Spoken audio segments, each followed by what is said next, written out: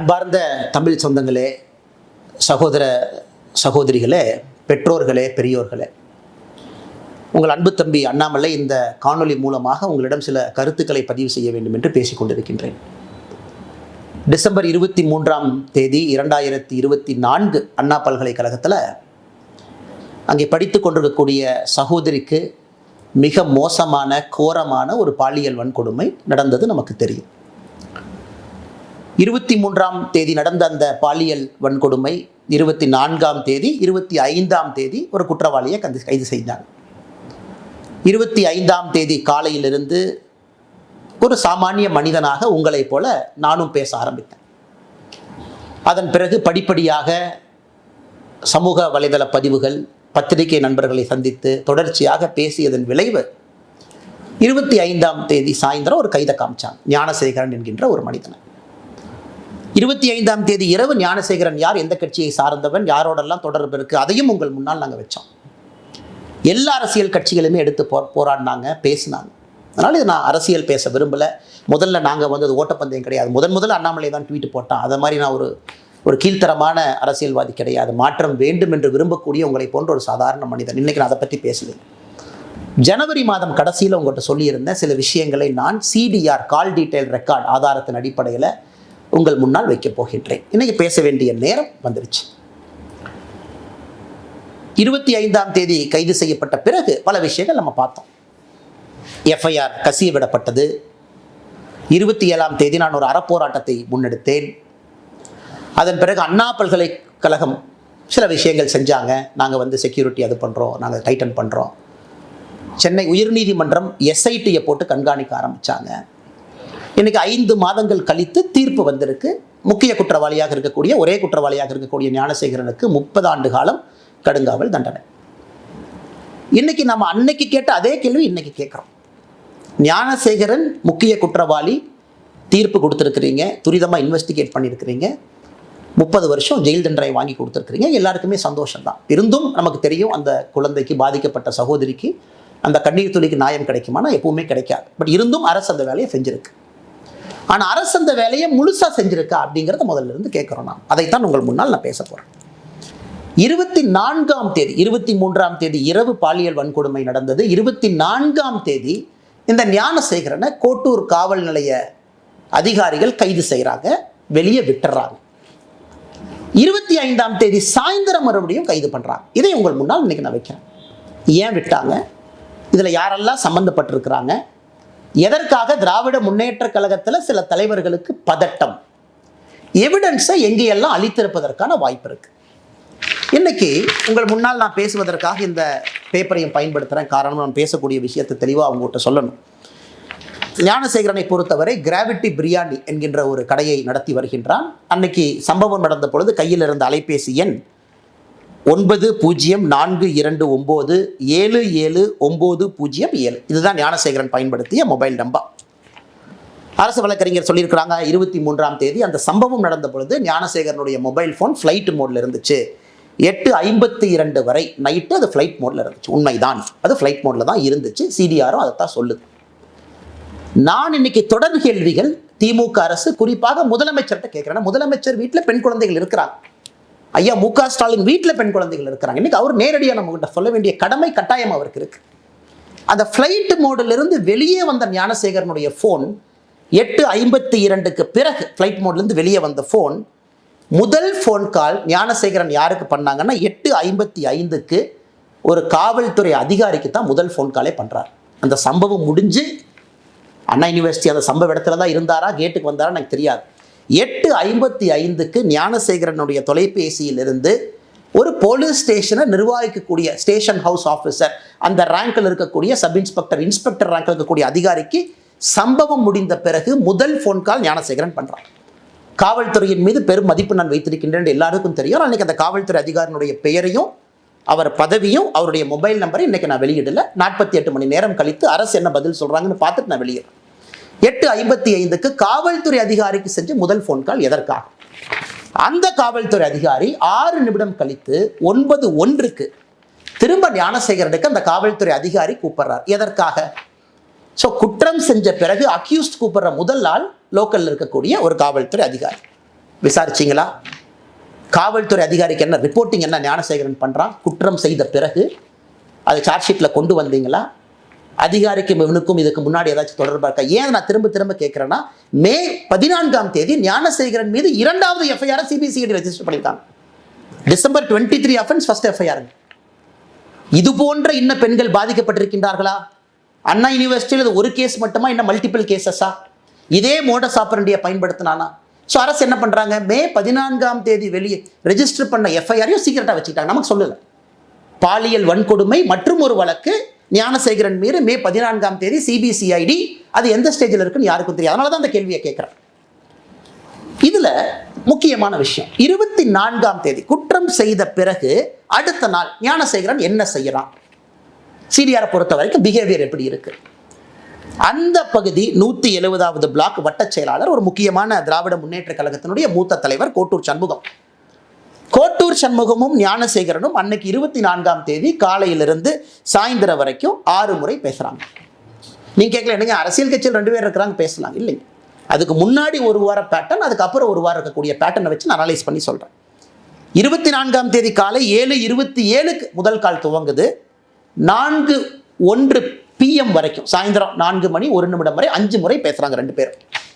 அதன் பிறகுதான் ஞானசேகரன் போலீஸ் ஸ்டேஷனுக்கு கூட்டிட்டு போறாங்க, கோட்டூர் போலீஸ் ஸ்டேஷனுக்கு. ஒரு 4 மணி நேரம் பேசல. அந்த நேரத்தில் ஞானசேகரன் காவல் நிலையத்துக்குள்ள வச்சிருக்கணும்.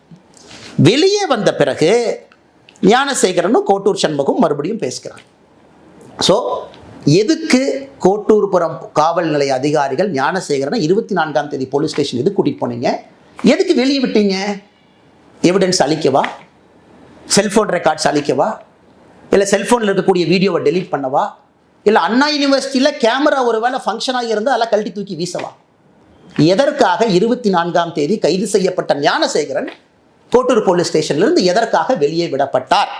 இந்த நேரத்தில் ரொம்ப முக்கியமான விஷயம், ஞானசேகரன் கோட்டூர் காவல் நிலையத்திலிருந்து வெளியே வந்த பிறகு நைட்டு 8:30 மணிக்கு மேலே 24 இரவு தமிழகத்தினுடைய சுகாதாரத்துறை அமைச்சர் அண்ணன் மா சுப்பிரமணியம் அவர்களும் கோட்டூர் சண்முகமும் பேசுகிறாங்க.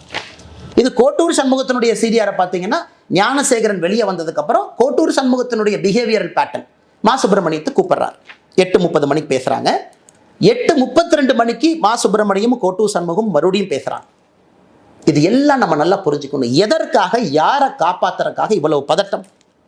அண்ணா பல்கலைக்கழகத்தில் பணிபுரியக்கூடிய நடராஜன் ஒருத்தர், ஒரு முக்கியமான அதிகாரி, கேட் கண்ட்ரோல் அவர் கையில் இருக்குது. அதெல்லாம் காவல்துறை நீங்கள் தான் சொல்லணும், எல்லாம் என்னுடைய வேலை கிடையாது. 48 மணி நேரம் கழித்து அந்த நடராஜன் யாருன்னு பேசுவோம். ஒரு பிஆர்ஓவா, கேட் யார் கண்ட்ரோலில் இருக்குன்னு.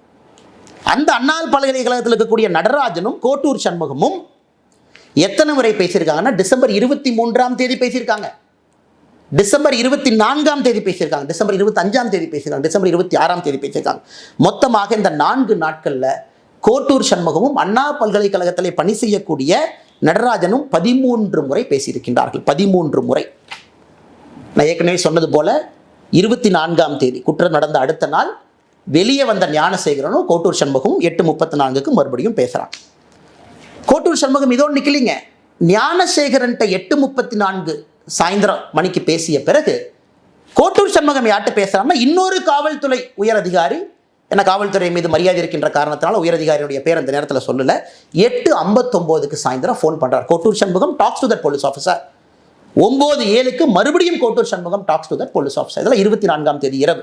நல்லா நீங்கள் மக்களை யோசிச்சு பாருங்க. 24 பதட்டம், காவல்துறை கூட்டிட்டு போகிறாங்க, காலையிலிருந்து பேசுகிறாங்க, மா சுப்பிரமணியத்தில் பேசுகிறாங்க, தமிழகத்தினுடைய சுகாதாரத்துறை அமைச்சர், காவல்துறை அதிகாரிகிட்ட பேசுகிறாங்க, அண்ணா யூனிவர்சிட்டியில் பணிபுரியக்கூடியவங்ககிட்ட பேசுகிறாங்க. அந்த 24th night is the most crucial night. காரணம், எவிடன்ஸ் அளிக்கப்படுது. உள்ளே போயிட்டு வெளியே வந்த ஞானசேகரன் எவிடன்ஸ் அளிக்கப்படுது. ஏன்னா இவங்க ரெஜிஸ்டர் பண்ண 11 செக்ஷனில், நான் புதுசாக பொருளை கலப்பினீங்க சொல்லல, தமிழகத்தினுடைய எஸ்ஐடி ரெஜிஸ்டர் பண்ண 11 செக்ஷனில் ஒரு செக்ஷன் எவிடன்ஸ் அளித்ததுக்காக ஒரு செக்ஷனை போட்டிருக்கான். அப்போ என்ன எவிடன்ஸ் அளிக்கப்பட்டது?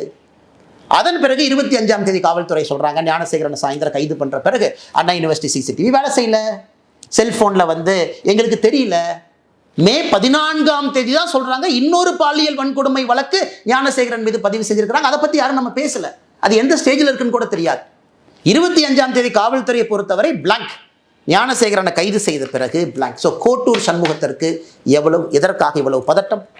அந்த பகுதியினுடைய திராவிட முன்னேற்ற கழகத்தினுடைய வட்ட செயலாளர். அப்போ காவல்துறை எஸ்ஐடி அதிகாரிகள் கோட்டூர் சண்முகத்தை கூப்பிட்டு விசாரிச்சிங்களா? ஸ்டேட்மெண்ட் எடுத்தீங்களா? கோட்டூர் சண்முகம் எந்த காவல்துறை அதிகாரிகிட்ட பேசினாங்க, அவங்கள கூப்பிட்டு பேசுனீங்களா? மா சுப்பிரமணியம் அமைச்சரை போலீஸ் ஸ்டேஷனுக்கு கூப்பிட்டீங்களா? எஸ்ஐடி மா சுப்பிரமணியம் அவன்கிட்ட கேட்டிங்களா? எதற்காக ஃபோன் வந்துச்சு, எதற்காக நீங்கள் பேசுனீங்க, இந்த பேட்டர்னில் எதற்காக நீங்கள் இன்வால்வ் ஆகிருக்கிறீங்க? இந்த கேள்விகளை நம்முடைய எஸ்ஐடி அதிகாரிகள் கேட்டிங்களா?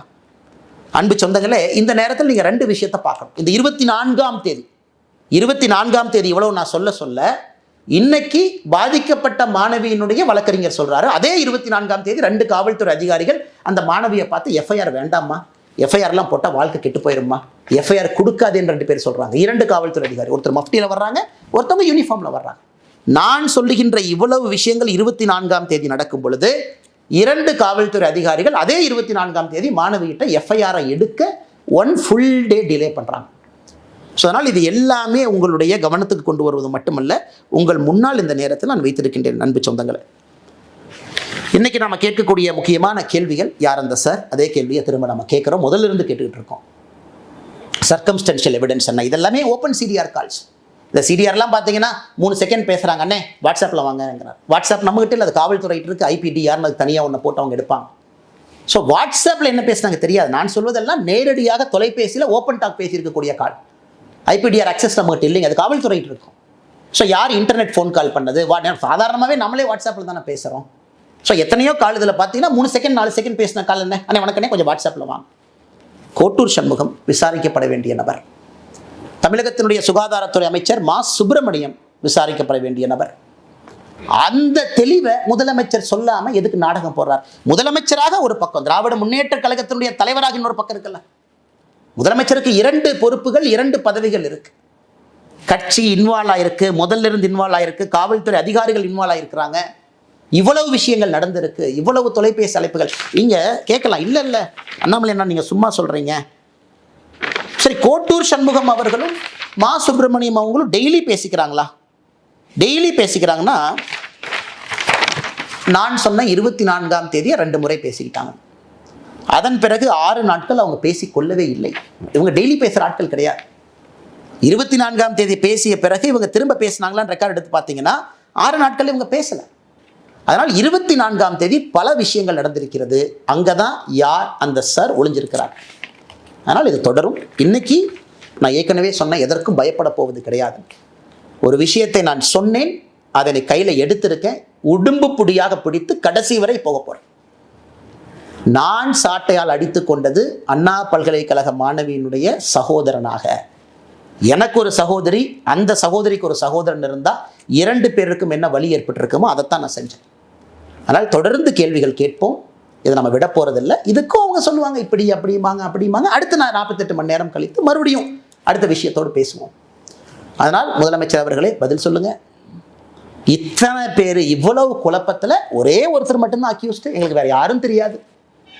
இந்த ஆள் அவ்வளவு தைரியமாக அண்ணா பல்கலைக்கழகத்துக்குள்ள இடத்த செலக்ட் பண்ணுறான், இந்த இடம்னு தெரியுது, அந்த இடத்த ரெடியாக உட்கார்ந்துருக்கான். அப்படின்னா இதுக்கு முன்னாடி அவன் குற்றமே எங்கே செய்யலீங்களா? இது யாராச்சும் நம்புவாங்களா? அவ்வளவு பக்காவாக ஸ்கெட்ச் போட்டு எஃப்ஐஆரை படிக்கும் போதே தெரியுது அந்த இடத்துல இருக்கக்கூடிய நபர் வேற எந்த தாக்குதலையும் ஈடுபடவில்லை. அப்போ மே 14ஆம் தேதி போட்ட வழக்கு என்ன சார்? யார் இந்த விக்டிம்? அண்ணா பல்கலைக்கழக மாணவியை விக்டிமா, இல்லை இதே ஞானசேகரன் இன்னொரு இடத்துல இருந்தாரா? அதனால் கேள்விகள் தொடர்ந்து கேட்போம். இவங்க ஆளுங்கட்சியினுடைய யாரெல்லாம் சம்பந்தப்பட்டிருக்கிறாங்க, பதவிகளை யார் தவறாக பயன்படுத்தினாங்க, காவல்துறையுடைய கையை யார் கட்டி போட்டார்கள், 24ஆம் தேதி ஞானசேகரனை வெளியே கொண்டு வந்து குரூஷியல் எவிடன்ஸ் அளிப்பதற்கு யாரெல்லாம் உடந்தையாக இருந்தார்கள், என்னை பொறுத்தவரை அவர்களும் குற்றவாளிகள் தான். அதில் தான் அந்த யார் என்கின்ற சார் ஒளிஞ்சிருக்கிறார். வணக்கம், நன்றி.